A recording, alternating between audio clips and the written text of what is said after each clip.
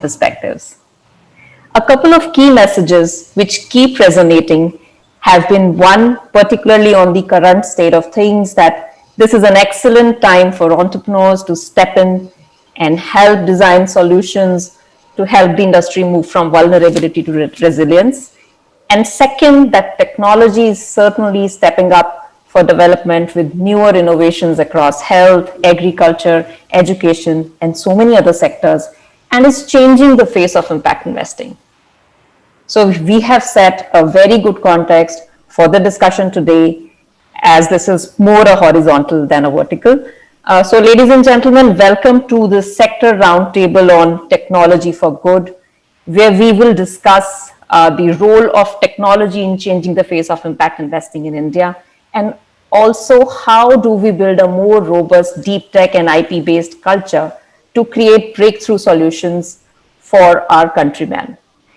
We have a really illustrious panel here today to discuss this. Let me take a minute to thank our session partners for this session. Thank you, Ankur Capital, for helping us conceptualize this session and put this all together. I also want to thank Badri Pillapakkam, who is going to moderate this panel for us today. Badri is the partner at Omidyar Network India and leads the emerging tech strategy and related investments and the portfolio support. But before that, Rema Subramanian is going to set the context for this discussion with a quick presentation. Rema is co-founder and managing partner at Ankur Capital, and she's also a board member at ISC. Over to you, Rema. Thank you, Ranjana, and thanks to ISC for organizing this fabulous show. It's been really a week of great discussions across various sectors. And as we are at the fag end, well, it might be at almost the end, towards the end of this, but tech is going to play a big role in creating an impact as we go forward. So I'll just take a few minutes to present the thoughts of how we see tech being impacting, tech creating the impact. Just give me a second.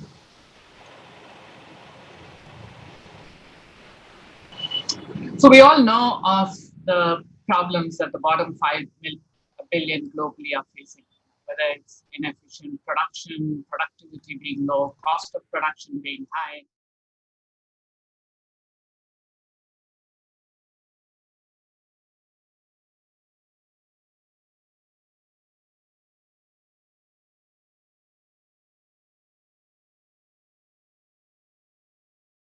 You can start now, ma'am. Whether the cost of production is very high, inefficient productivity being very low, very fragmented supply chains, highly intermediated, lack of market access for many of the 5 billion globally, very, very opaque, lack of financial access. On top of that, you actually have consumption patterns changing globally.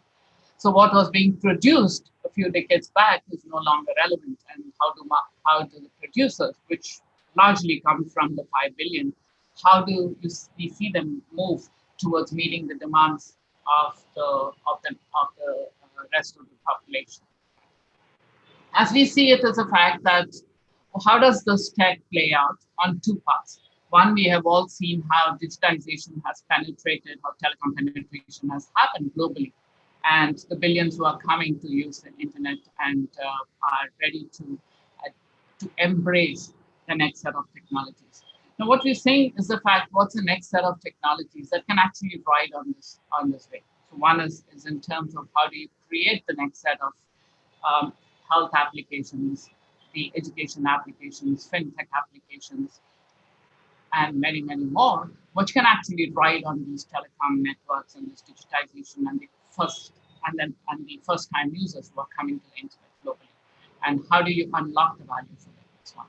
On the other hand, we also see is the fact science and technology has been making great inroads, not only in addressing the needs of the first billion, but also in looking at the next 5 billion. So whether it is in terms of biotechnologies that are being developed in order to address the needs of the next billion, or in terms of vernacular technologies, or in terms of health, the new molecules that are being found, which will make production of some of these, some the production costs going lower. There are a lot of unique innovations that are happening, or the entire EV revolution that's taking place. Now, all these are obviously going to unlock tremendous value for the next billion in India and the 5 billion globally. Some of the examples that we see that are driving deep impact globally.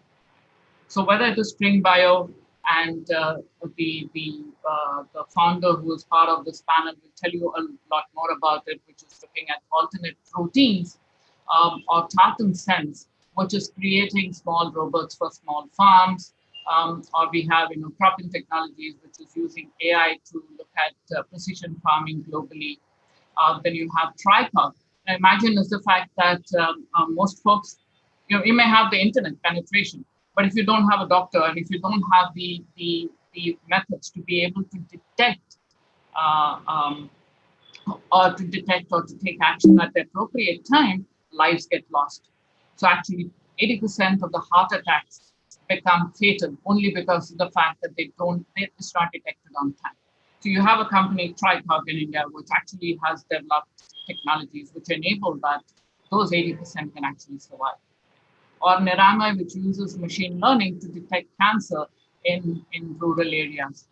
And for that matter, in actually now it's being adopted across 5 different countries, basically and it has a global application because women in most of the technologies, current technologies, one, it's very expensive, it's not portable, or for the matter is the fact that they have technologies which don't work on Asian women. Um, so there you have a portable application which can address a lot of these issues. Or you have is, one of the, the, the biggest issues that India has always faced is the fact that, we've had this whole division of people who are at the bottommost of the value chain, who actually are humans who are cleaners. And you have these technologies, these robotic scavengers, which are now replacing human need to go down and do those dirty tasks, are which can be easily done by a machine, and creating, which is now actually otherwise, which creates huge health issues for them. Apart from the fact that, from a social perspective, it has been it's not apart from health, it's been a double whammy for all the folks at the bottom of the pyramid. We see India as, at Ankur, we have been seeing as a fact how a lot of these technologies that are getting developed are actually a test bed, not just for the Indian markets, but actually are for the global markets. Right?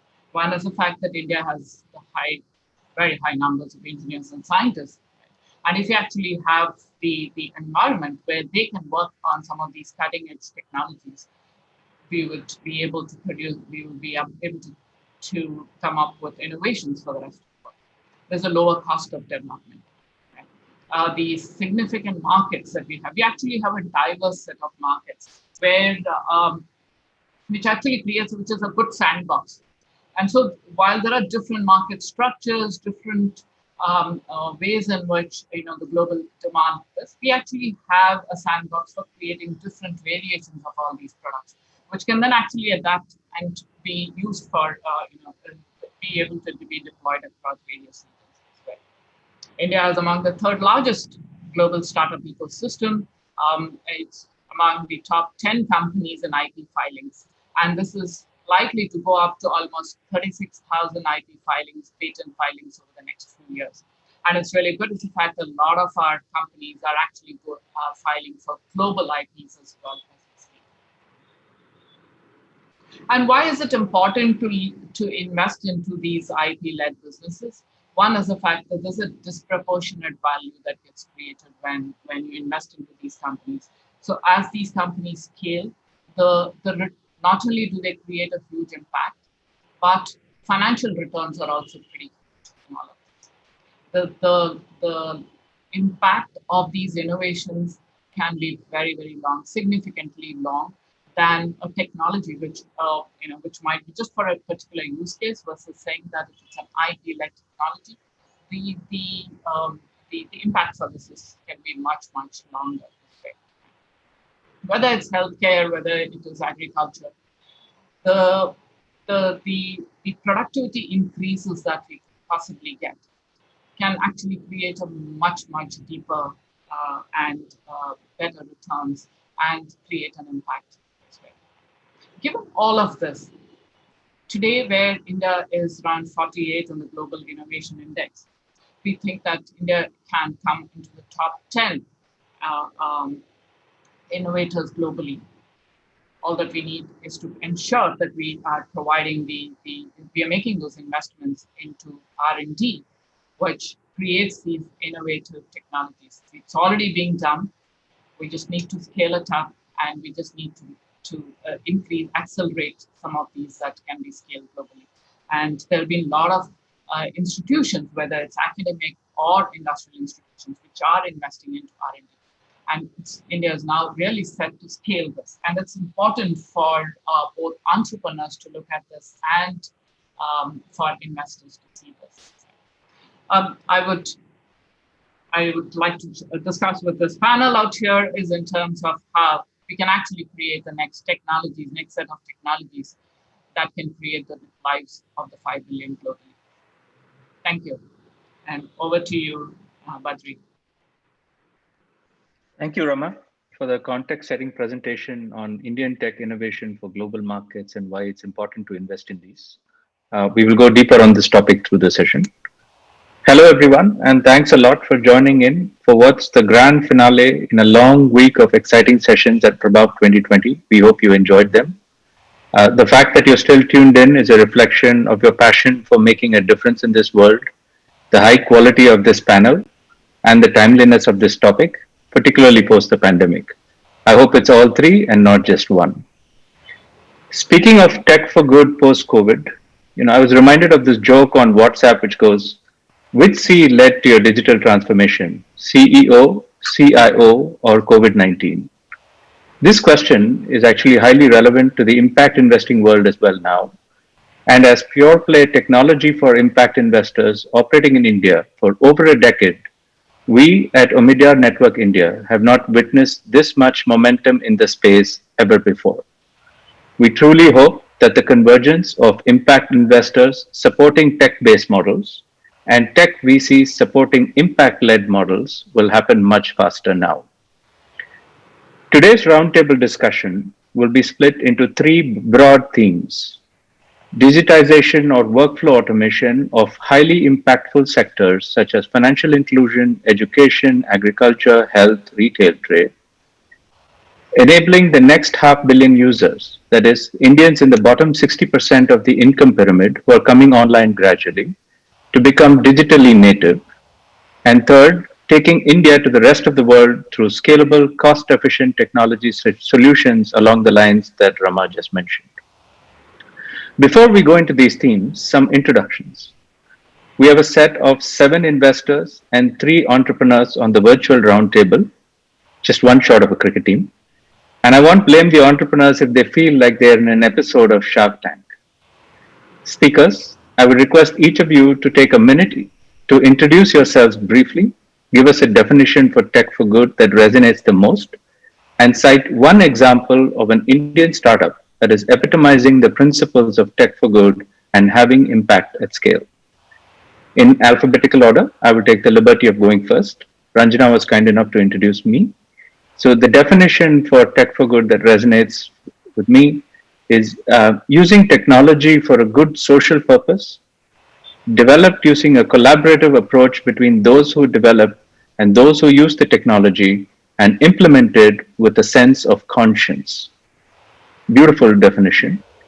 And after scratching my head over what example will epitomize this, I shamelessly will talk about a company that I'm on the board of, a company called Doubtnut, which is an education technology startup that solves math and science doubts and now provides live learning classes and structured courses for students in Tier 4 cities, small towns, and villages across India. Their products and features are developed entirely based on student feedback. Example, they started with English, but now they have content in 8 regional languages. And what the students want, including in terms of pricing that is customized, For example, they will be the first to launch chapter-based billing, which does not exist in the Indian education system. Today, Doubtnut serves 21 million monthly active users and 2.5 million daily active users who view 100 million videos a month, thereby making them the largest in their scale. With that, Dr. Errol, if I may hand over to you. Hi, thank you, Badri. Good evening, everyone. Thanks for having String on this very, very illustrious panel today. So I am Azil, co-founder and CEO of a Bangalore-based synthetic biology company called String. So Rema briefly mentioned about the work that we're doing at String. So we basically leveraging the power of biology, that is the technological advances that have been made in the field of biology over the last decade, and using it to bring very fundamental products to market, right? So these are markets that can, products that can go into the food sector, into the feed sector. So one of our big products is alternative protein. We also have biostimulants that can significantly increase yield. And the key differentiator for us is that these are made using methane gas. So while we are bringing these very fundamental products to market, we're also ensuring that the environmental toll that we've had in manufacturing to date can be revised, right? So that we can evolve to newer ways of manufacturing products that have a lesser toll on the environment around us. So for me, very selfishly, Tech for Good epitomizes basically the work that we're doing at String, right? Wherein deep technology is no longer in ivory towers. We're actually leveraging these advances for addressing fundamental market gaps, like food, right? India is a protein-starved nation. And protein is a very difficult challenge because you have some countries that have excess protein and some that have very less. So that for me is Tech for Good, basically using deep tech, but to bring it to the common man in very cost-effective and traceable ways. Thank you. Karthik, if I may invite you. Hi, this is Karthik. My name is Karthik Jayaraman. I run Waycool Foods. We are a farm to fork direct supply chain company that handles fresh produce, staples, and dairy. For us, we are in a developing economy. You have a large number of unorganized supply chains, and there is an efficiency frontier that the current technology or the state of the art delivers. Tech for Good for us is the pushing out of these efficiency frontiers. In a sector like agriculture, where the cost of transporting the product to the end user is higher than the cost of the product itself, technology in the introduction, in the flow of material, information, and money can dramatically create impact. And the payoffs are so large that all three participants in the supply chain can gain out of this. The consumer gets a better benefit, they get fresher produce and better yields, the farmer gets a better payoff, and it is possible for a company to make profits operating between in the supply chain itself. So you had mentioned one company that we believe is doing a great job of this. I can name two. We work with Samunnati and Jai Kisan, who actually are complementary to what we do. We move material and information and they move money in the other direction. So they lubricate the supply chain and add to the efficiency. And we believe they are already beginning to create impact at scale. Thank you. Thanks a ton, Karthik. That was great. Nikhil, over to you. Thanks, Badri. Wonderful to be on this panel and great to hear all the other introductions. Very, very interesting. Hi, everyone. My name is Nikhil Jayaraman. I head tech investments in Asia for a company called CDC. CDC is a British government-funded investment firm operating across equity, debt, and fund investments. It's amongst the world's oldest impact firms, investing across Africa and Asia today. What does Tech for Good mean to me? In impact investing, the ultimate beneficiary is typically poor and probably a small ticket user. Traditional business models have not been cost effective in serving or helping this beneficiary. Take, for example, commercial banks or tertiary care hospitals in urban areas. So we need models that are efficient and effective on cost, so that there's a path to sustainability. How does one build this kind of a business model? I cannot see any other way other than using technology. Further, it's even more relevant in most emerging markets, since tech has the ability to spread rapidly and leapfrog traditional business models. Again, for example, mobile connectivity in India India has amongst the cheapest devices and data prices in the world, and this was true even before Geo. So I believe in tech for good. And an example of an Indian startup, I think it's difficult to pick just one. But just like Badri, I'll shamelessly plug one of my portfolio companies that's close to my heart, a company called Big Basket.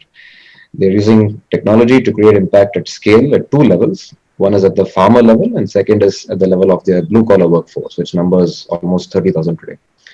The impact in this case is not created at the customer level, but the benefits really flow to the other two stakeholders I mentioned. Thank you. Thanks, Nikhil. I can safely say we're all customers at Big Basket at some point. No complaints, please. Over to you, Radha. Hello, everyone. I'm a partner with Unitas Ventures. We are an early stage VC investing in entrepreneurs who are innovating for the masses in India in the areas of healthcare, education, jobs, and financial services. My experience in education lie at the intersection of three things: technology, business, and impact. So it's really great to be on this panel. Tech for good really means two things to me, innovation and scale. It is about innovating under constraints to provide access to affordable quality healthcare, education, and financial services, and also means the ability to scale cost efficiently to serve the larger lower income populations in India. This question around epitomizing TFG would have been much easier if it was around platforms. I would have easily picked Aadhaar and UPI. I think, to be really honest, those are the platforms that have kind of leveled the ground for a lot of the startups in each of our portfolios to really reach and make a difference to the masses in India. So I'm going to bail out of picking a name there. Thank you, Radha. We have one of the brains behind UPI with us today, so nothing better than that. So thank you for that excellent description.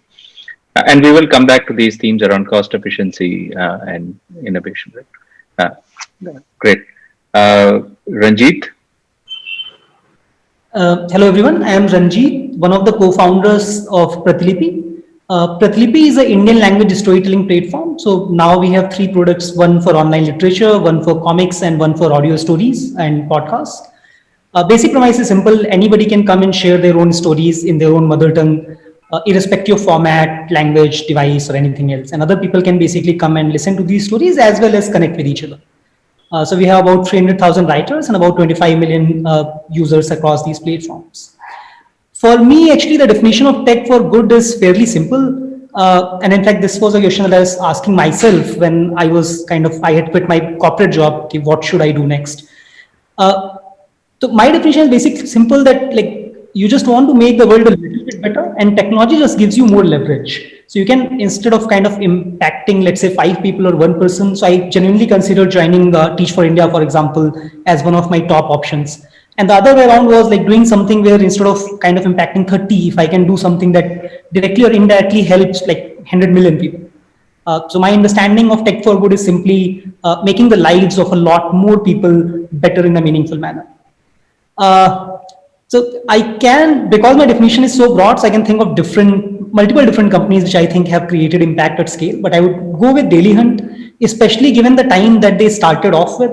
So for a lot of people, internet is like a gateway to a lot of opportunities. But for that to really work, you need content of some sort, because of which you actually get onto internet. So forget about the direct value that Daily Hunt would have, but the indirect value key, for the first time users getting something to do on the new internet, and then over a period of time utilizing that to basically learn, to travel, to access healthcare, financial services, and anything else. I think just being that gateway before it was cool for a lot of users, I think that's commendable. Thank you, Ranjit. Thank you for that plug-in for another company that I'm on the board of. It is truly innovative company. Great. Over to you, Rama, if you want to chime in. I'm from Ankur Capital. We are an early stage investor in technologies for the next billion, which would be across agri-tech, health tech. In our second fund, we are also now adding on to other enabling technologies as fintech and edtech. In terms of the company, the technology, I think that a couple of technologies that I would say would really is one, of course, the UPI is the one that would, like what Radha said, obviously takes the cake. That's been one really game changer that has been this.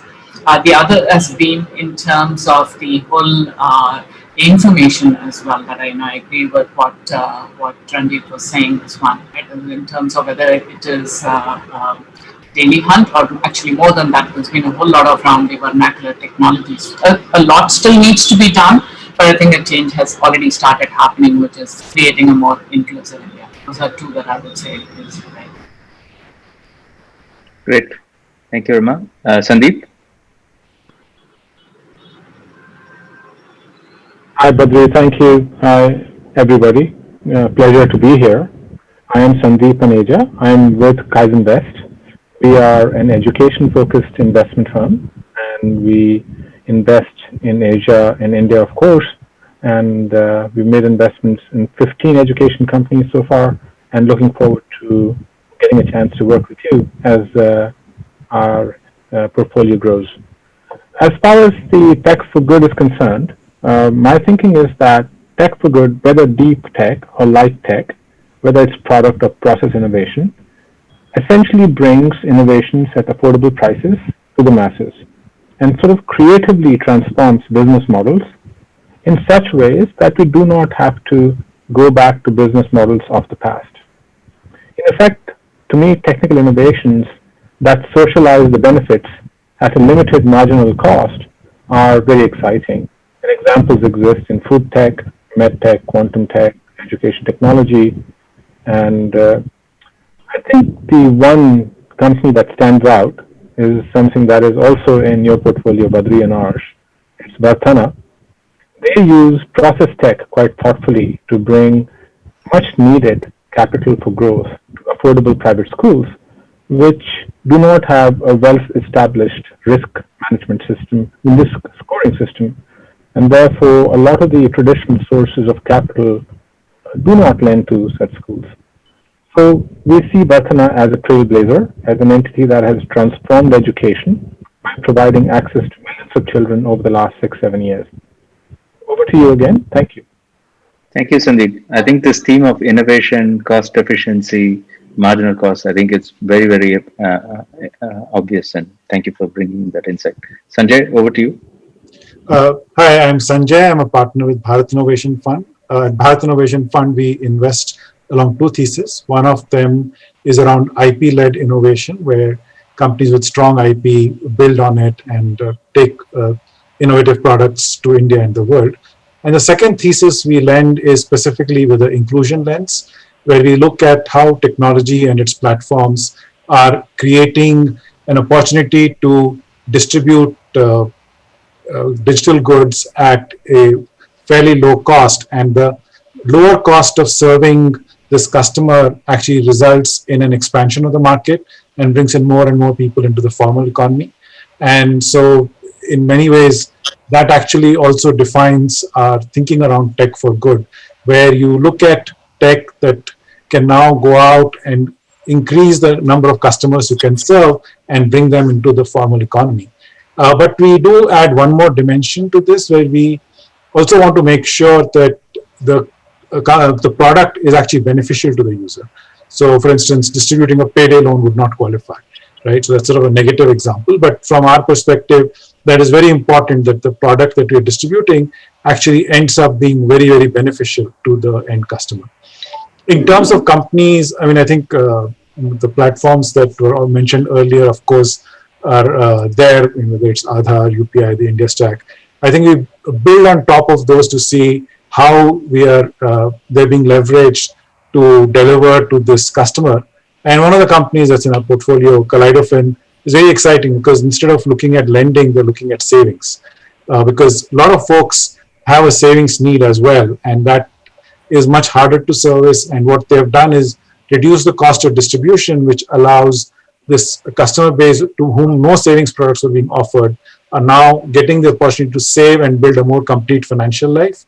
And so that's actually, epitomizes what we would like to see in a company.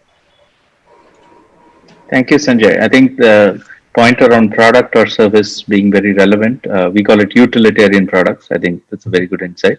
And thank you for yet another plugin for an Omidyar network portfolio in Kaleidofin. Audience is going to think I staged this whole thing, but it's not the case. Last but not the least, Vidya. Thanks, Badri, and thank you to RIC for having us on this panel. It's been a fantastic week. Really enjoyed Prabhav this year. So a little bit about Curated. We are one of India's largest and oldest homegrown VC firms, operating since 2006. We're entirely tech-focused. We have 90 plus investments behind us in various sectors, including consumer and media, SaaS, agri-tech, fintech, health tech, logistics and mobility, and small business growth. In terms of our investing principles, we invest in disruptive tech, either from a product perspective or an operations perspective or a conveyor belt or a combination of these that solve a real problem in India. And we look for problems that are endemic. We look for problems that exist outside as well, because we believe in looking at companies that can solve it well at the unit level as well as scale in India and can be taken globally. I guess in terms of companies that stand out, a few that I would have mentioned are already spoken about earlier. So again, I'll perhaps give a plug-in for one of our investee companies, which is really Policy Bazaar and its group company, Paisa Bazaar. I think in terms of democratizing access to the right product for insurance, and not just insurance, but the right product for it, as well as access to credit, obviously they really stand out, both in terms of building out the market, their work with the government and regulators, etc. But the ubiquity with which they have been able to reach all corners of India, the best match engine in terms of providing the right product fit for their consumers. I guess in terms of scale, Policy Bazaar has reached 10 million consumers, with a very healthy renewal ratio. So that speaks for the kind of impact that it's had. And Paisa Bazaar really serves to have made India credit fit. 22 million free credit reports is quite something, and that too comes with financial literacy in terms of improving credit health. So I think this company and what it has achieved in terms of using technology both as a disruptor and a conveyor belt, and its demonstration at scale is worthwhile. Thank you, Vidya. That was very, very helpful. So I'm going to switch to the first theme with the speaker's permission. So moving to digitization, workflow automation through technology. Rama, Sanjay, I'm going to lean into you. First question. How is technology transforming the areas or sectors that you invest in?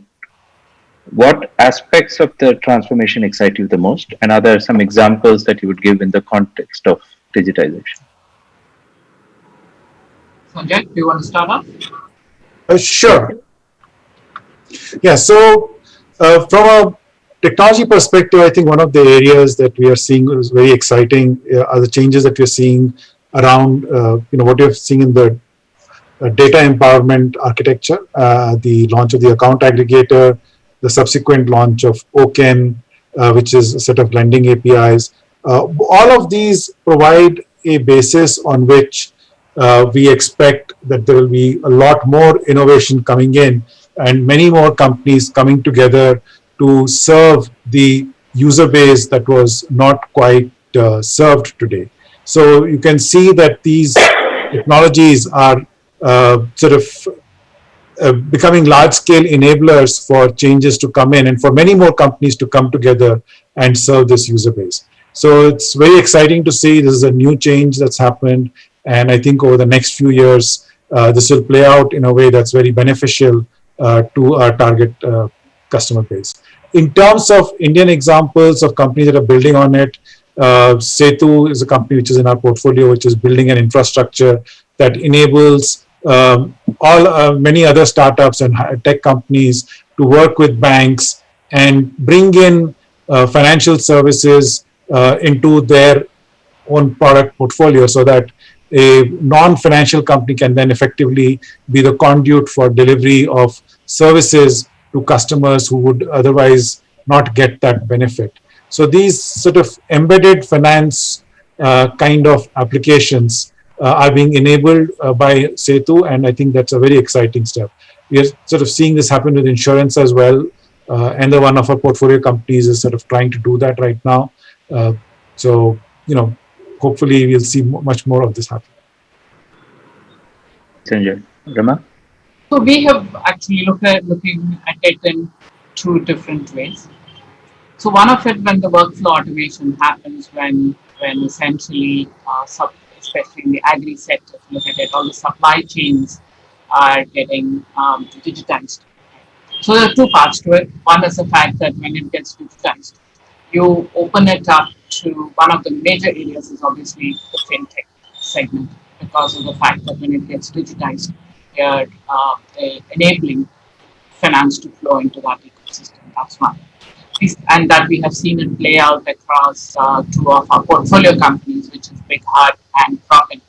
Big Heart, which is an e-commerce for agri inputs. Essentially, when that transparent system is there, it's obviously that. And in Profit, it has been now being used by financial fintech institutions globally to be able to use it as well. The other part of it is the fact that when it gets digitized, you're bringing in transparency, and which also opens up other avenues. So, for example, when inputs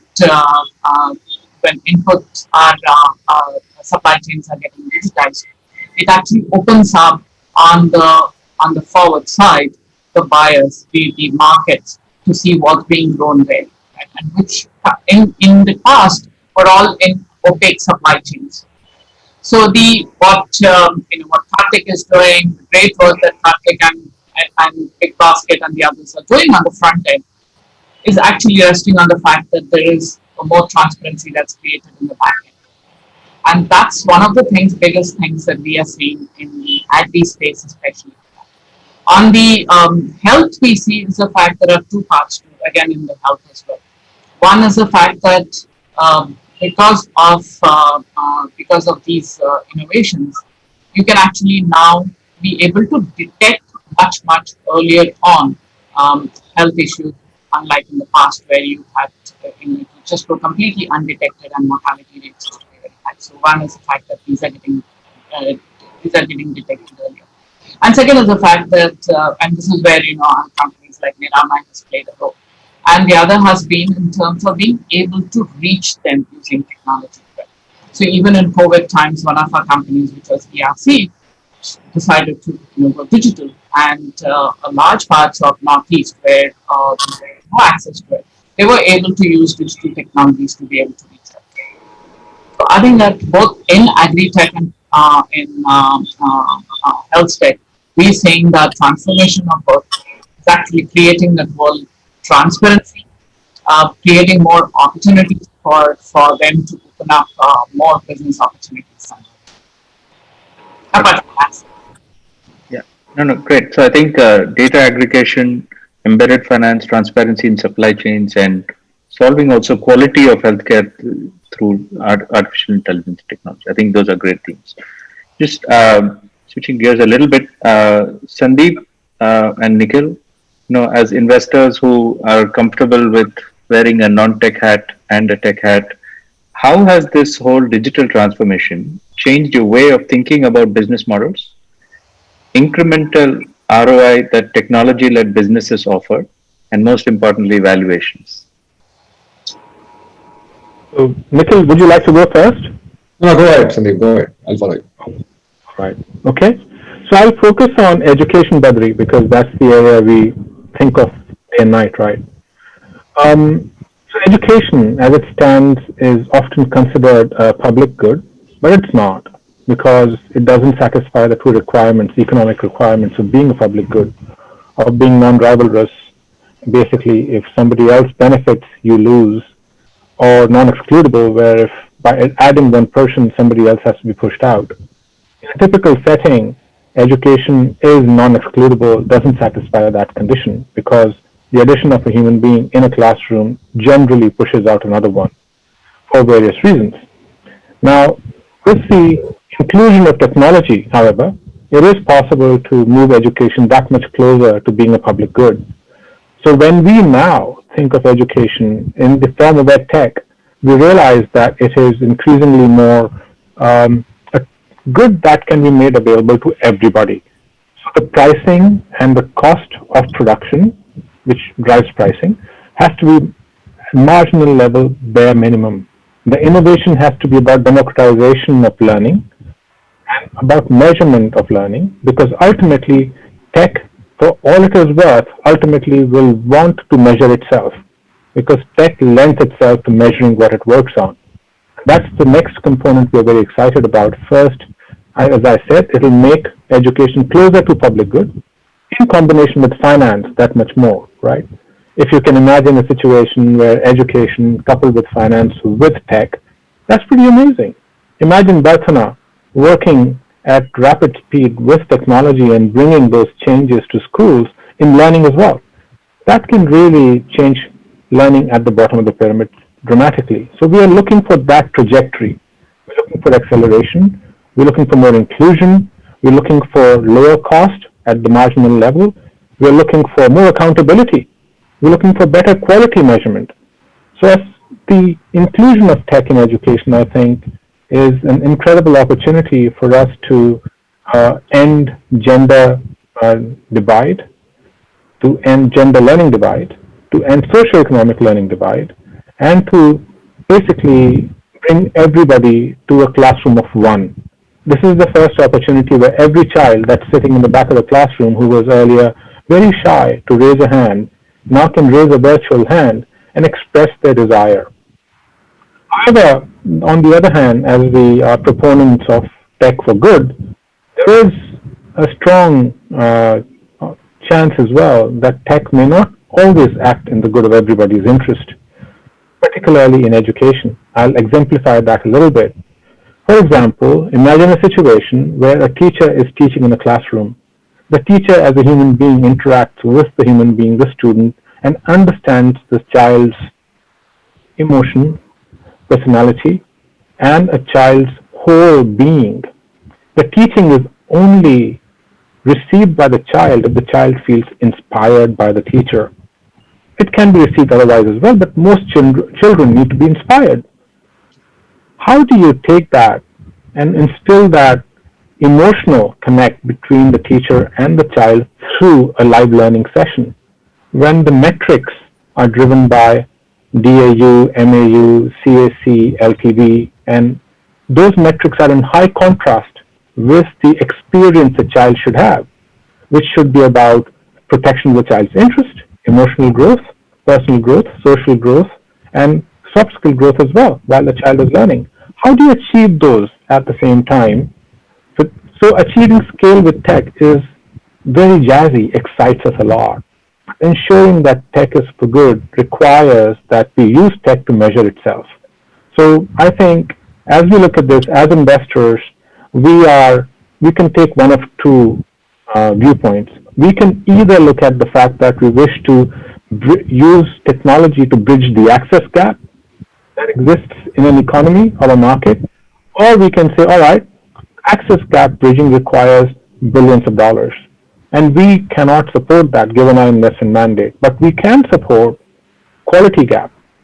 So we will go to a concentrated area and saturate funding there, because saturation of funding will lead to better quality, better accountability. So as investors, as we think of our own view of tech for good, we must match our DNA to that of the underlying company, because only then can we perpetuate that in the supply chain from innovation to scalability through investing. So that's it, Badri. I think lots to learn. Happy to hear from Nikhil. Yeah, Sandeep, thank you so much. I think that you avoided the question. I've never been able to attract you into any of our tech-led businesses. So valuations. How do you think about valuation? So I think that we would love to, Badri, have a chance to work with your portfolio. Obviously, you guys definitely know what you're doing, so we must get a chance to be the next investor next time. So please, the moment that occurs, please don't hold back. On a valuation note, I think valuation is really about what you view as the problem that's being solved.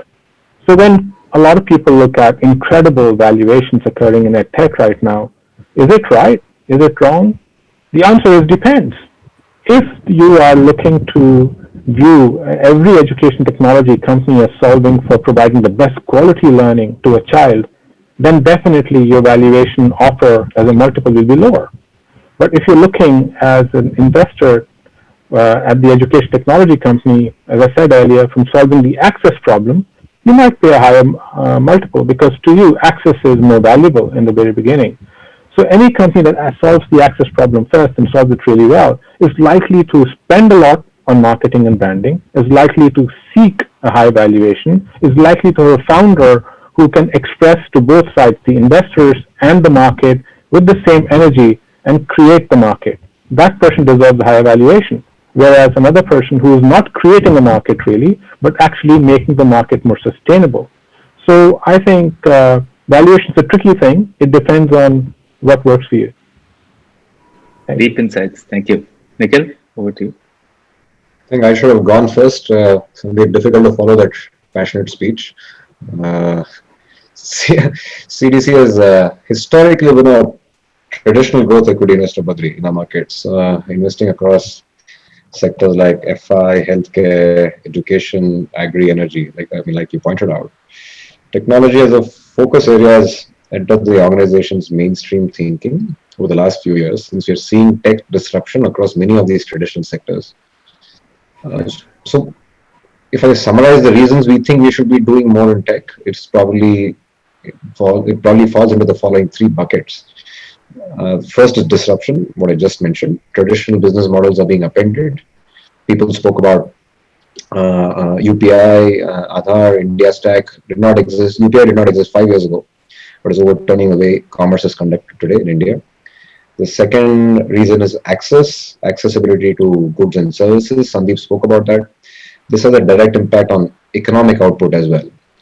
Better internet access drives economic growth, reduces inequality, improves social outcomes of the direct beneficiaries.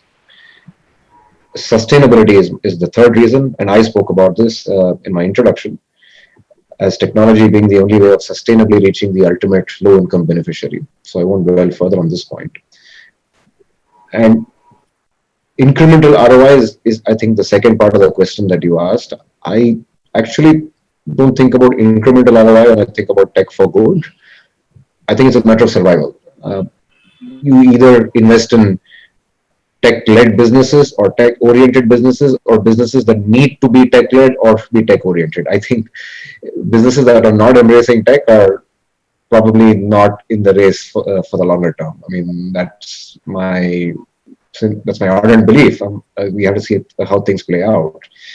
Valuations, I think, can't get my head around valuations. I still don't know how to value a pure tech business, I must be honest. I think it's a combination of what probably Sandeep laid out. But despite having spent over 10, 15 years with CDC and Sequoia, I still find it difficult. So I will sort of gently pass the question. Thanks, Nikhil. I think we're all on the same camp on that. Okay. Great. So we'll switch for the entrepreneurs in the group. What investments are you making towards accelerating and advancing automation in your own firm? And what are some technologies you're adopting? Ariel, can we start with you, please?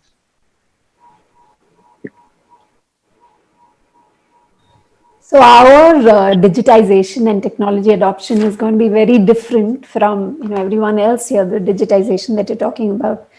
Because one of the key areas in which we are actually adopting automation is how to build technology faster. In the sense, what I mean by that is, we work with biological systems and we work with engineering of biological systems.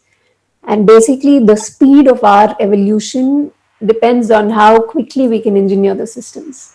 So one of the key areas in which our automation works is actually bringing in digitization, bringing in robotics to be able to do the core technology innovation platform faster.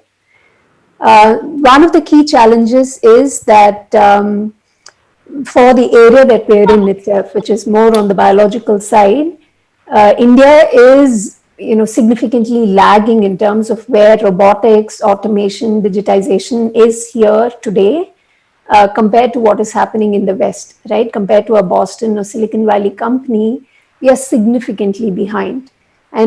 So we need to catch up really quickly to be at the cutting edge. I mean, just yesterday the Nobel went to CRISPR, which is a core technology when it comes to being able to engineer biology. If we are able to do that effectively, we can really make huge differences in healthcare, in agri, in food, right? In terms of bringing novel products to market. Because so far we've largely been working with what chemical manufacturing could do for the last 40, 60 years. Now, I think with us being able to manipulate biology, we can really bring new products to market. But for India to be able to do that, I think robotics, digitization, and automation is key on biological engineering, and that's what we are doing. Thank you. Very, very helpful. Ranjit? So in our case, it's a consumer internet company, right? So almost anything that we can digitize or anything that we can automate, we probably do. So it's basically like all over the place. But the part that I think I would like to talk about here is that, as I was saying earlier, we look at a part of our strategy or vision to just try and do things a little bit better, make the world a little bit better, and so on and so forth. So bunch of things that we have built for Pratilipi, like for our own platform or our own users, we have actually open sourced some of those things. For example, we have built like ML-led models for finding out meaning of a difficult word in any language, or synonyms or antonyms for a different particular word.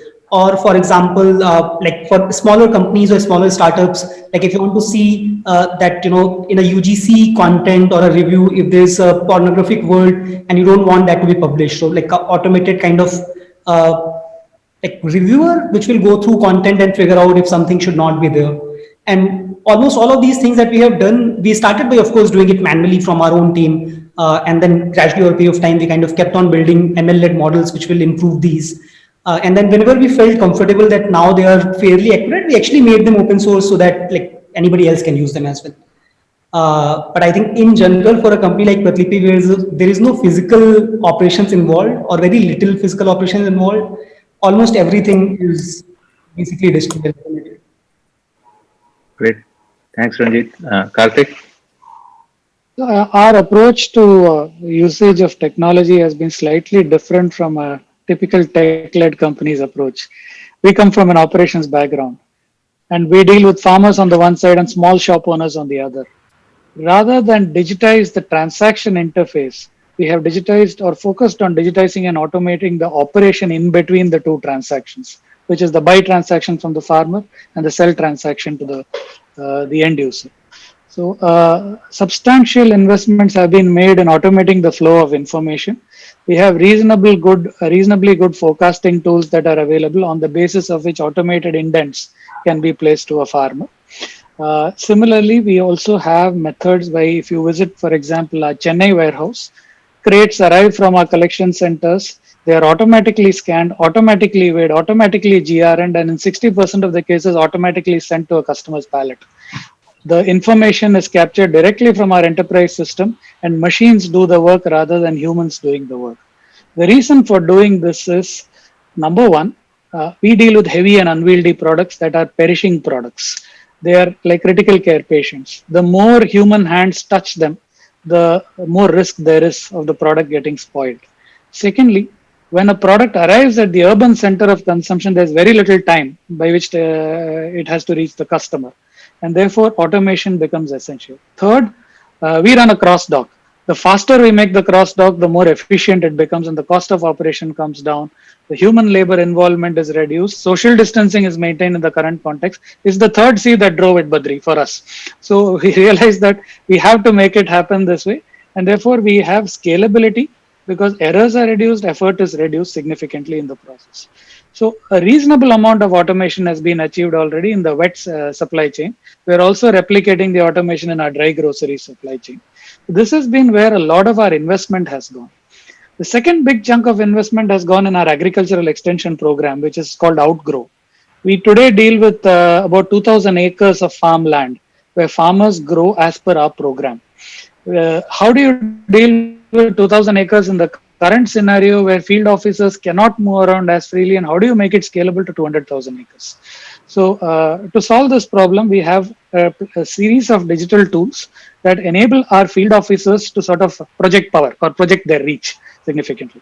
Farmers are onboarded. We have about 8,000 farmers that are onboarded already into our digital platform, and they get into our database.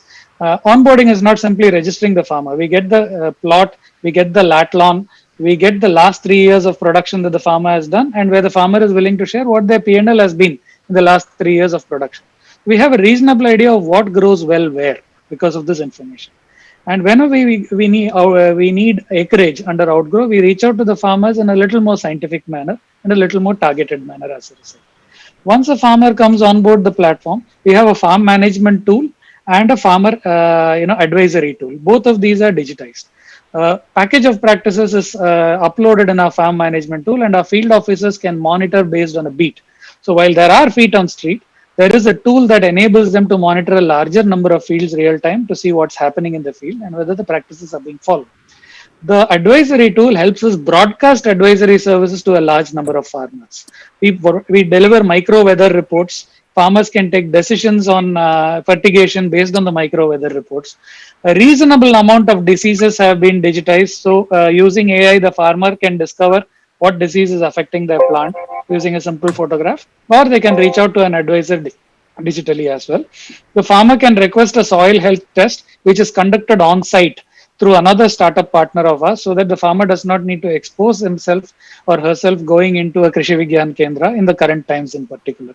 This again helps us run the outgrow operations or agri extension program operations. So most of our digitization and automation has been focused on this. Now we believe we are in a position where we can open out the interfaces, and again the third C accelerated this. Small shops are willing to use a digital interface to order rather than wait for the beat salesperson to come to them. And therefore, we've started rolling out our digital ordering interfaces on the front end. On the back end, it's still simplistic. The farmers, we've just trained our farmers to install WhatsApp. Firstly, they had to get smartphones, then they had to install WhatsApp, and we're trying to integrate our digital platform with WhatsApp so that they can interact with us through WhatsApp and it becomes easier for them to work with us. So these are broadly the actions that we have taken in the supply chain. Thanks, Karthik. I think it's a great segue into the next theme around enabling the next 500 million user to become digitally native. But before that, I think just in summary, I think robotics for biochemistry, ML for content writing and self-publishing, and remote farm management. I think we're seeing some really exciting technologies, very consistent with what we're seeing in the tech for good space. So thank you for those insights. So switching over, Vidya, Chirate invests in tech companies across multiple sectors. Just speaking about the audience, right? Like, what are some successes you have seen in terms of adoption, depth, and scale as far as users? And what are some qualitative and quantitative insights on the next 500 million segment that we spoke about? Sure. So I think, we spoke about digital native and next billion users, and I'm glad you've changed that to next 500 million, Badri, because, from a digital native perspective, what we are finding is that it's still slow and nascent, right? Plenty of opportunity to innovate, but, clearly we can't translate what we have directly to this segment.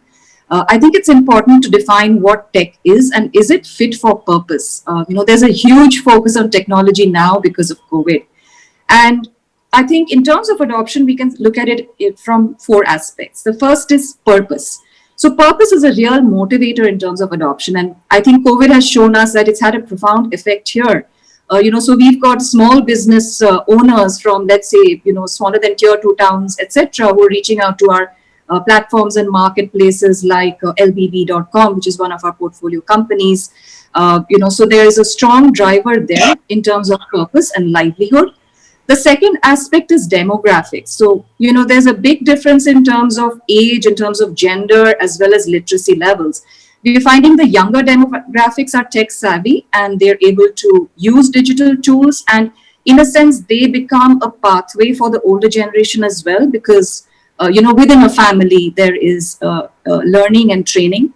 But if you look at 35 plus, there are very few apps that they use. They're extremely used to user interfaces of WhatsApp and Facebook.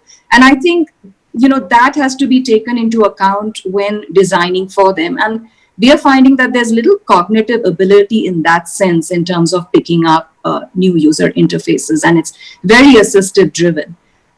In terms of gender, there's definitely a concern that we are finding women have lower agency levels when it comes to using digital tools. There's a lot more hesitation and apprehension. But at the end of the day, they do translate to actually more genuine consumers as such. And I can also speak to the example of OA Rickshaw, in terms of how they looked at adoption. Initially, they did not have very good success with adoption, but when they switched to something that was purely audio-led and visual-led and very heavy on numbers, they found that adoption was better, and that also helped in reducing acquisition costs. And also we need to take into account differences in segments, right? So farmers in Maharashtra are able to use tools, they're able to get onto platforms, but that may not be the case, for example, with farmers in Bihar, where there's a lot more dependency on call centers. The third point is access to devices. I think, given the fact that education has reached every household right now, there just aren't enough devices for what we have in terms of deliveries, delivery of education to them. You cannot have children sharing a device and, one day one sibling attends school, the other day the other attends school because they have one device between them. Gender ratio in terms of smartphone ownership in India is also a concern. So I think when we look at technology, we need to look at the platform through which it is delivered as well. And the last point is community. The digital community is also key.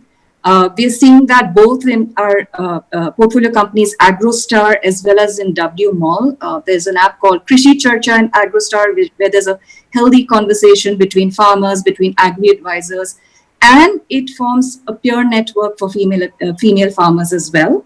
And W Mall being a social commerce vernacular site, the social selling is also something that helps keep them engaged. In terms of how we measure impact, Badri, we are using global standards and practices like IRIS Plus by GIN and using the impact management principles. We haven't gone so far as to create, an advanced framework like, I heard that Omidyar had the other day. But we are using, practices that are already out there and learning from those. We have companies self-reporting metrics to us currently. And, for some of the what we measure based on INP, our scale, we measure depth, and we measure how much of the impact has actually reached. But eventually, you would want to reach out to the end stakeholders and, do this through a direct survey as well. Thank you, Vidya. Some very, very good insights. Age, gender, regional cuts of audience for entrepreneurs in the room. Those are insights that themes that actually a lot of us actually evaluate. Access to devices, but most importantly, community as a means of trust building. I think those are very, very good insights. Radha, Unitas has been a pioneer in impact investing. Invested in the likes of Masai, Blowhorn, Milab, etc. What are some learnings on the audience? Their needs, spend patterns, and also if you can give some examples of frugal innovation, that is, business models that are highly cost efficient due to the use of technology.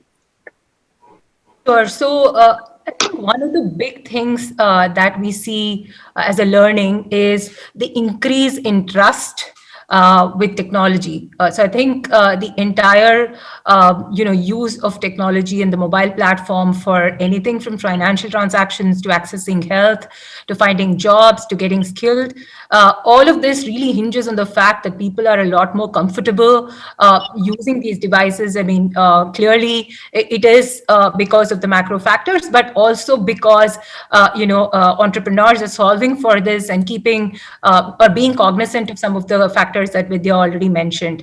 I think our biggest learning is that most of the companies that are trying to solve for this population needs to adopt a mobile first approach and kind of be clear on how they can reach this audience, how they can educate this audience, and hence be able to drive adoption. I think the core is able to build the trust and retain trust in that platform. The thing around frugal innovation, Badri, is going back to my definition for technology for good itself. It is about innovating under constraints, right? And I think all the startups who are innovating for impact are already working under severe constraints, right? Constraints in terms of resources, which could be capital, could be people, could be anything, right? Access to technology, any of that. But I think I'll give an example and try to explain this a little bit more. And this is very similar to one of Rema's companies, Niramai. One of our investments is in this IP-led devices company called UV Life Sciences. Their initial product, the handheld breast cancer screening device, is currently being commercialized globally. Their IP is in the sensor technology used, and the device is actually CE and FDA approved. But the innovation does not end with just the IP there, right? The innovation actually is in the business model. I think when they built the device, one of the key things they paid attention to is the cultural issue in being able to take screening to the women of hinterland in India. Right? Less than 2% of women over the age of 40 even get themselves screened for breast cancer. And the biggest issue is not, is not about affordability or access, while both of them are big, is cultural. Right? Women actually would prefer to get screened in the confines of their home by other women. Right, so this is one of the key things that that these guys actually kept in mind when they innovated, and they built an alternative which is as good or even better than mammogram in terms of the sensitivity and specificity numbers, solving for access and affordability, but also making it pay-per-use, right, at the point of care. So women can get themselves screened in less than $1. At the confines of their home, and being done by other women who don't really require extensive skilling or anything like that. So I think frugal innovation to me comes from multiple angles. You should not simply think about technology, but think about the customer, think about the business model, and see how it makes sense to the end user when you're actually delivering the product or service. Thank you, Radha. That was super helpful. Sandeep, question for you. VCs, private equity players often question the ability to monetize the next 500 million audience and the target addressable market of businesses focused on this segment. How do you think about this consumer, the market size, and when you look at tech for good domain? That's a billion-dollar question in front of us, how we monetize this opportunity in a manner which is going to give the ROI that we like, or IRR that we like. So we really look at the problem from a simple perspective, whether this is a solution that's changing a deep-seated habit that the ultimate beneficiaries have, or is this trying to create an improvement in the existing habits through a process improvement.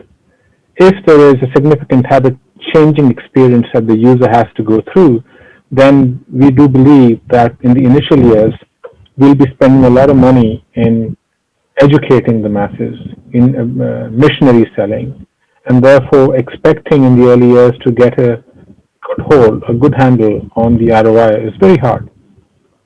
But we look for conviction in the entrepreneur to say that although the market size right now is burning at a very small flame level, but it can get to a huge level if I continue to be a strong missionary. And therefore, in that situation, we're looking to value the company, we're looking to work with the company if you believe that they can, at a missionary level, create a market opportunity. And the pricing for that really comes into play by looking at comparables. What is being spent on that same service today by the buyers? What is the cost I'm going to incur in the process of acquiring those buyers through new mechanisms, digital mechanisms? Is geo good enough for me to acquire? Has geo brought down the cost of acquisition? And if I can bake those into the model, then it really does start to make sense. And we do believe that in education in particular, if we are not faced with first-time learners, then we can get to monetization rapidly. But I think monetization question is a second one for us. The first one is, are we able to educate the masses who are going to buy in the process of being able to believe that what they're going to learn in a digital environment is going to be just as valuable as what they learn in a non-digital environment? they have been learning in one in the first place. So that part of education is a critical part of creating the market, which a lot of entrepreneurs in the rush towards monetization will forget. So we wish to alert that in the beginning you're really creating a market. And also when we start looking at market size, when we're looking at a very transformative business, which many are, when particularly look at the next billion, next half billion, we cannot look at the market size from a traditional perspective. We've got to apply a wedge market thinking, where are we able to get into a domain with a product that has a good amount of acceptability because the pain is very immediate. Can I go and sell something which is going to make a lot of sense to the people who are already buying maybe a fintech product? Or am I offering them IAS civil services preparation right away, which has no meaning at this point, and my missionary part will go on for a long time, and the full factor will never come in.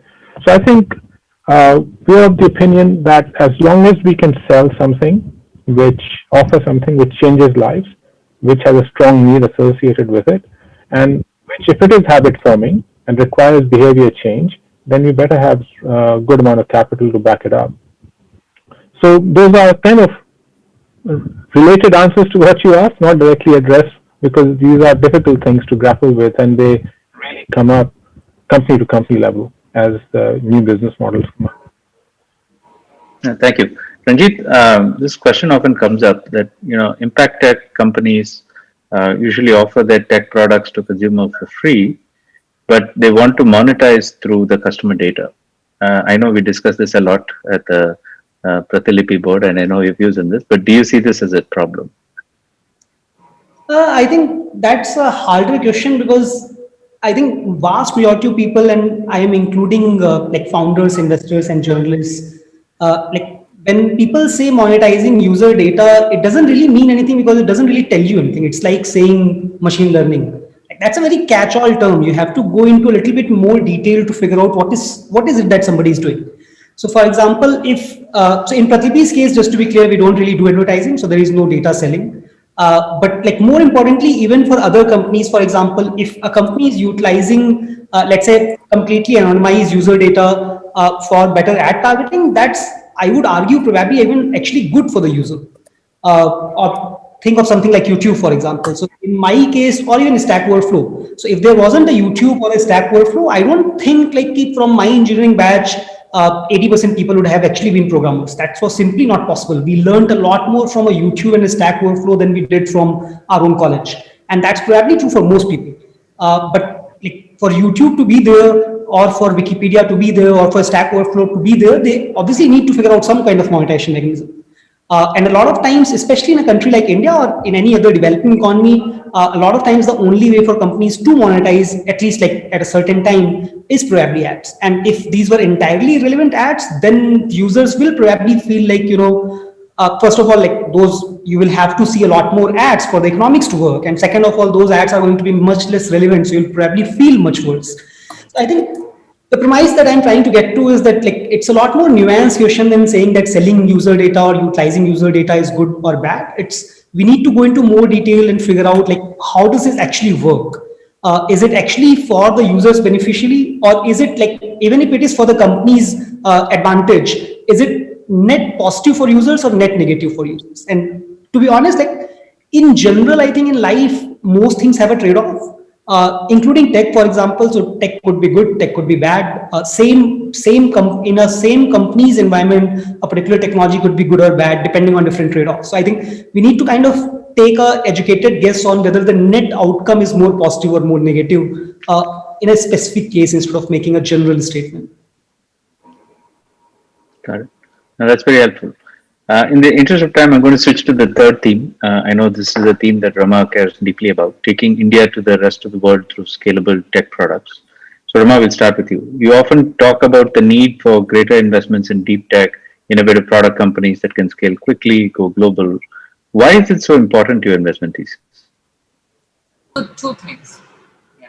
One is the fact that the change, you may have pipes, internet pipes that go in.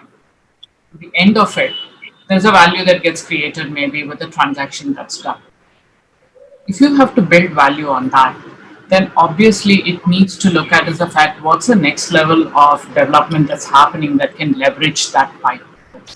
So whether it is machine learning, whether it is in terms of artificial intelligence, you need to make those investments. And if you look at the way in which globally these investments are being made, in India, we're still lagging behind on these areas. There are very few companies that you can actually pick up in India, which are actually going into deep tech in that area. Versus the fact that if you were to look at Israel or US or many of the other European countries, it's the fact there's a whole lot of work that's happening in AI and all that stuff. And if we have to keep, because otherwise in the next decade, we will we will be pushed out. I mean, basically because a lot of these, so whether it is, for example, Karthik making the transaction, there's one level which is a transaction that's happening.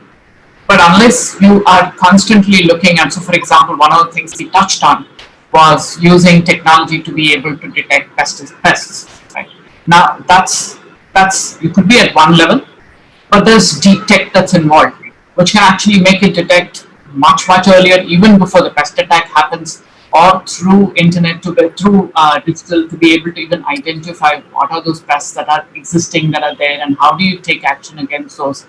Those all require deep tech. So what is required is the fact that as investors, we need to make all those investments in those companies, deeper investments that can actually leverage these kind of machine learning and AI technologies. It's very important. Otherwise, in the next few years, we will all be forced to adopt things that are happening globally, because that's, you can't be without it. So you will then be forced to pay for the technology from other areas. Whereas we actually have the engineers and the technologists who can do those. So there is no reason for us to not invest in those. So I think that's important. While there is a lot of money, I mean, there's the opportunities in business innovation exist. It's important for us to invest into the tech innovation that's required from digital innovation. Similarly, in terms of using science and technologies, like the way what SL and String Bio is doing, we need to be making investments into those science and technologies. Because somewhere if we don't do that, again, we would be left with the lower end of the spectrum of the investments that are happening globally, and even from a business opportunity, right? I mean, so from creating the opportunities for investment is one thing, and for creating an impact. I mean, today, if a farmer sitting in somewhere in Guntur or in 100 miles from Guntur has some problem with his chili plant, if you had the best technologies that's available, you could have somebody sitting from here telling him do exactly this particular thing, and there's something that goes across to him from maybe the nearest market for it to be established. That as well. Or for that matter, like as I said, in string bio, or whether it is battery technologies or any of those, if we don't make those investments today, as a country, we will not be able to scale in the future. So we will be left behind from a business perspective, and from a technology perspective, we will be dependent on others as well. But having said that, the thing is that today what we don't lack is the manpower, the resources that's required for it. I mean, we have, so it's time, and these are already happening. I mean, there are hundreds of companies like String Bio which are out there. There are hundreds of companies out there which are looking at, using technology to detect pests or to create the robots. Why not make those investments today? Making actually, even from a very commercial perspective, to be able to to be sitting on that cusp where you can actually make big bucks, because you can actually create those, and we are already creating. It's about making those investments to be able to scale in India and globally quicker. It's happening today, but it's happening at a much slower pace, and these are technologies that can actually go global as well. I mean, today, SL is sitting on a technology which the only global competitor requires $100 million plan to be put up to create an animal feed to convert methane gas into animal feed. Whereas she can do with a technology which is maybe around $5 million or maybe even lower. Right? So you can disrupt the whole world. You can actually create a circular economy. So you can create a huge impact. And imagine the amount of big bucks that can be made as well. So that's why we're very passionate about the fact that both from science and technology, whether it's digital technologies or other technologies, this is the time for us to make those investments in India. Good. Now, it ties very well into the deep tech and frugal innovation. Ariel, if I may pose that question to you, how do you think about going global? Both sides, methane supply as well as on the demand side of the marketplace. So, how do you think about this? So I'll give you a slightly longish answer to that. I know we're running a lot short of time. So basically, if you look at one of the key sectors that Rama also alluded to that we are going into, which is the alternative protein sector, right? So where the sector is today is in the last 5 years, it's really picked up steam, right? Thanks to an Impossible Foods in the US or Beyond Meat going IPO. We are realizing that, hey, we need to come up with alternative ways to make protein. In India, if you look locally, what's happening is if you look at soybean meal, which is one of our primary plant source of protein for India, about 3-4 years back, India was using about 30% of its production locally and exporting the rest. Today, this year, we're using 90% locally. And we know, the industry knows that in a couple of years, we need to be importing soybean meal inside, right? And that's the market we are in today. We at String, we've got a technology where we want to scale our methods of production is we want to do decentralized production. Because one of the primary advantages of something like methane is there's methane in India, there's methane in Middle East, there's methane in the US. So what we want to do is create manufacturing of protein in India that can enable localized consumption here, create, manufacture protein in the US that can support that market there, create manufacturing of protein in Europe that can support the market there. So that's our vision to scale globally and take this commercialized technology that has been built very frugally. As Rama alluded to, our closest competitor raised about $250 million to get to where we are today. And we've raised less than 5 million to be able to do it. Right? So very frugal, but very powerful innovation. But one thing I will say is that for us to be able to take this technology globally, it has to attract the investment that it requires. Right? Like our closest competitor yesterday, they announced a 378 million round to commercialize their technology. You can't even talk those numbers in India. You can't even talk 10 times less those numbers in India. So that's a gap that we have to. If you really want to build all these really amazing technologies, use it for the Indian market, but also take it globally. And just to allude to, so for us, the focus right now is primarily on scaling it up and commercializing, both in India as well as globally. And the way we are looking to do is, where we can do the manufacturing ourselves, we want to get into it and do it. But we are working with local partners in each of those geographies of interest for us. For example, in Europe, we're working with the partner on the supply side, which is on the methane side, as well as on the market side, so that we can bridge that supply and market gap and manufacture protein for the European market that's cleaner, sustainable, and take it there globally. I hope that answers your question.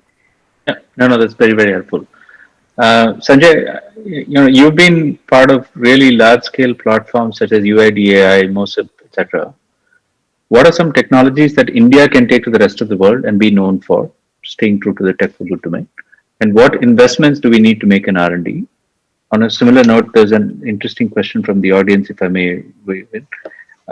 Blockchain was considered a breakthrough, but has become relatively subdued. Right. So is blockchain for good far away from now, and what needs to happen? So maybe speaking about Indian technology innovations around these tips.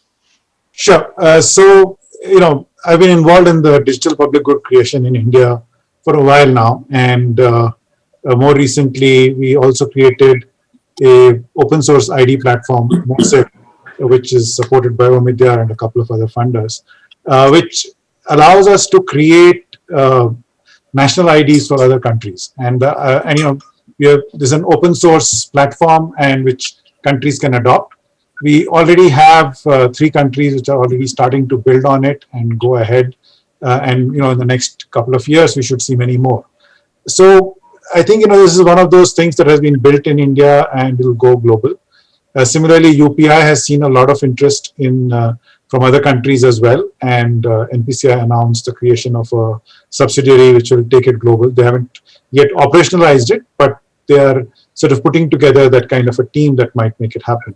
So I think we're already going to start to see these platforms that we have built in India go global. It's going to take a lot of effort from where we are to going global. We don't have the muscles that have done it before, so you're going to learn how to do it. You're going to have to build it out. We don't know how to sell to all the other countries. It's just going to take us a fair amount of effort to make this happen. But I do think it will happen because there's pull, and demand causes you to learn everything you need to learn. So I do think it will happen, but it's going to take a little bit of effort to get there. But I'm actually as excited about what Rama said, that our startups are the place where we are innovating in India today.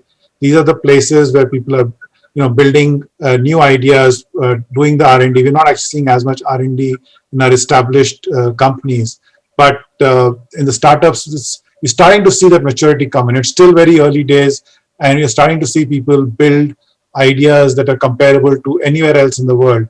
And with a little bit of capital, we are able to see them go a long way. And that to me is a very exciting development, and I think it's going to be the basis for us to do more. And that is going to need a lot of capital to be invested. I mean, like Errol was saying, that the amount of capital she's attracted so far, she needs 10x or more capital to actually go to where they should go. And so I think we need that capital, and we are going to have to find ways to get it to entrepreneurs like her, so that we can take this and move further along the development of the ecosystem we have. And that's a very exciting thought for us, because it will then allow us to go beyond the digital public goods into these IP-driven innovations, which will eventually capture a lot of value. And that's one of the things that we have learned, that this is where the value gets captured, and we need to be building for it. Great, Sanjay. Thank you so much. In the interest of time, maybe last couple of questions. Can I answer the blockchain question? Yeah, please, blockchain. Yeah, so I'm a blockchain skeptic, so let's sort of put that on the table before I start. But broadly speaking, almost all new technology goes through this hype curve, where you start out with a lot of promise, and then you actually have to deliver something, and then the hype dies down, and then eventually something gets built and moves ahead. So blockchain has gone through that first part of the curve, and I think it's time to see real products and come out of blockchain, anything other than Bitcoin, which provides value. And so far that hasn't really happened. I think we need to go past that hump and see it happen before the second half of the hype curve kicks in, and then that will set us up for the future. Thank you, Sanjay. Great. So there's an interesting question that's come from the audience. Radha, I'm going to pose this to you. I know Unitas has a livelihoods as a theme very close to the heart. So panel's view on impact on employment and hence the larger economy from an automation perspective. Is it really disrupting employment, or is it improving productivity, job? How do you think about that balance? Job creation on the one hand versus disruption through automation. Yeah, so clearly, job tech for us is a big area of focus. And when we say job tech, it kind of includes both the areas that you mentioned, Badri. In the interest of keeping my answer very brief, I think what we really are betting on is the fact that the jobs of today and the jobs of tomorrow are not necessarily going to be anywhere similar to the jobs of yesterday, right? I think that most of the jobs are going to transition from full-time to what you call gigs. And when I'm saying gigs, I'm actually talking about being able to transition from employment to entirely micro-employment. So you can actually get to a point where I think you would have to move from thinking about being skilled for one kind of job for like 20, 25 years of your employment to be able to think through skilling on a constant basis upskilling rather on a constant basis, and being able to do bits and pieces of those jobs and kind of like collate all of that to make a full employment for yourself. So I think we are actually seeing that theme play out really well. Platforms, one of our most recent investments is in this company called GigForce, which is betting on creating a platform which is going to bring together people who are going to look for jobs which they will be trained for on the go, versus having to kind of look for an employment and not being able to get one, right? And the second thing is also hugely on upskilling, and Masai is another one of our very recent investments, which is about creating programmers, rockstar programmers, from people who haven't had the same privilege to go through formal education, formal engineering education. So I think at the end of the day, what we're really trying to do is to look into the lens of jobs very differently, rather than to kind of say, okay, everything has to go through the same flow of, you get educated, you find a job, or you don't find one, and then you kind of stick with that for a very long time. So I think gig is really the way to go, and you need to kind of prepare yourself and upskill yourself to be ready for a gig world. Thank you, Radha. Very, very insightful. I think the gig economy is something we should all believe in as enabler of employment. So it's great. Nikhil, last question to you. There's a thin line, and maybe I think this is triggered by the big basket example, but there's a thin line between tech for good and commercial tech startups. How do you define the boundary? Look, maybe this sort of relates to, I think, what one could call impact washing by investors. So maybe this relates to impact washing by companies. It does happen, but I'm not sure every investor or company can be blamed for this either. In my view, impact investing is a relatively nascent area, even globally, and in India, it's gained more acceptance only over the last couple of years. For context, maybe impact investing, maybe today where VC tech investing used to be 15 years ago. So there are various words that are used interchangeably to describe this area. It's still a bit of a muddle. While people have attempted to bring more clarity around these definitions and terms, I think it's early years in the evolution of this asset class. So we have to give it time to settle down. From my perspective, Badri, I look at it in a simple way. Just like we articulate a clear commercial thesis for an investment, I try and articulate an impact thesis for every investment. Just a clear, simple one. I mean, no sort of metrics, jargon. How will this investment positively impact society at large, the planet, lower income groups, the not haves or the lesser haves, if you will? If CDC's investment or my investment furthers this positive social impact, then it's a tick for me. Else it does not make the impact cut. And of course, the greater the scale of this positive impact, the stronger the benefit itself is. So I think it's just as simple as that. It's evolving. People are changing metrics all the time. All that is very confusing for me. My personal filter is just this question and how well I can answer this. Great. Unfortunately, we're out of time. I think there's some great questions here, including will the EdTech bubble burst soon? But we'll probably take that in the next panel discussion on education. So thank you so much. I think lots of insights. I think in summary, I think India is going through a technological revolution. We need more investments in deep tech. We've solved some problems of access, but still a long way to go. Gender, age, insights that Vidya brought in were all very, very relevant. Sanjay's theme around data aggregation, but also responsible tech, right? Like as we think about as this large scale data, how do we take care of this? So thank you so much. I enjoyed this discussion a lot. And thanks to everyone for tuning in. Over to you, Ren. Thanks, Badri. This was an excellent discussion. And as the very last session of Prabhav comes to an end, we say that a good ending makes a good beginning. So thanks a lot, lovely panelists. A week long of discussions and thought-provoking ideas, we at IISc promise to accelerate the scale of impact. Here's to the beginning of a new wave of impact.